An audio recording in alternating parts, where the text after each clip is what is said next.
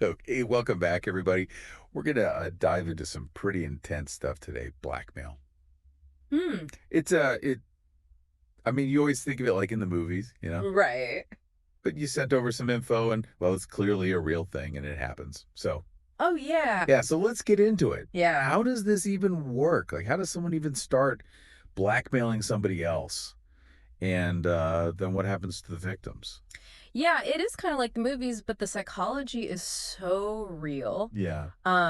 It really starts with the blackmailer zeroing in on finding someone's weak spot, right? Yeah. Their vulnerabilities. Right. Vulnerabilities. It could be anything. I mean, it could be like a secret fear, like, oh my God, if this gets out, I'm financially ruined, Oh yeah. or something in their past they want to keep buried, or even just like deep social anxiety. Ah, I see. So they're looking for that one pressure point. Exactly. Like, what's going to make this person crack? Right. And in the stuff you sent, it talks about, well, threats, Yeah. coercion, like, I'm going to tell everyone your secret, or I'm going to start spreading rumors, Oh, or wow. even like, I'm going to hurt your family. And Hmm.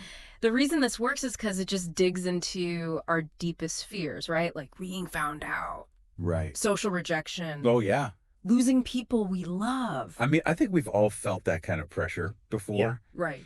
Maybe not full on blackmail, but that feeling of, ugh, I got to do this thing I don't want to do because they have something on me. Totally. And now imagine that, but like times 100. Oh, yeah. And the stuff you sent, it uses words like shame and guilt, Mm. powerlessness, like to describe what the victim goes through. Right. It even says, and this quote really got me, victims of blackmail often feel trapped, violated, and stripped of their sense of self. Man. Yeah. That's heavy. Yeah. And it makes you think about like the trust they lose, Right. how they see themselves, Mhm. and then I mean, what happens Right. after the blackmail's over? Like the dust settles, what's left? Yeah. Yeah. What then? What are they like the lasting effects? Well, the thing is, it can linger for a long time, like way after it's over. You're talking mental health struggles, Uh-huh. anxiety, Hmm. depression, sometimes even PTSD. PTSD. Wow. That's serious. Yeah. How does that tie into blackmail? Well, PTSD it usually comes after like a super traumatic event. And I mean, you could definitely say blackmail fits that. Yeah. Victims might get flashbacks, Oh, wow. nightmares, and just a ton of distress if anything reminds them of what happened. Mm-hmm. And they might even start avoiding things like isolating themselves so they don't run into those triggers. So it's like even if the blackmailer is gone, Yeah, the victim's still dealing with it. totally. All because of that initial like manipulation and control. Right. And that doesn't just disappear. Yeah.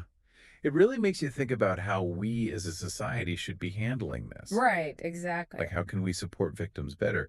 Make it a safe space for them to come forward and ask for help. It's a tough question. Yeah. I mean, it's not just about the law, right? We need to think about mental health resources, Mhm. support systems, like really helping people rebuild their lives. That's a really, really good point. I mean, this crime really goes way beyond just the act itself. It just Yeah. keeps affecting the victim's life. Right. Thank you so much for this deep dive. I learned a lot. Yeah, of course. It's a topic that needs way more attention. And hopefully, I mean, this conversation helps show just how messed up and complex blackmail can be, Totally. you know? It's not just a movie plot. Yeah. This is real. Yeah. Well, thank you everybody for listening, and we'll see you next time for another deep dive. Yeah, see ya.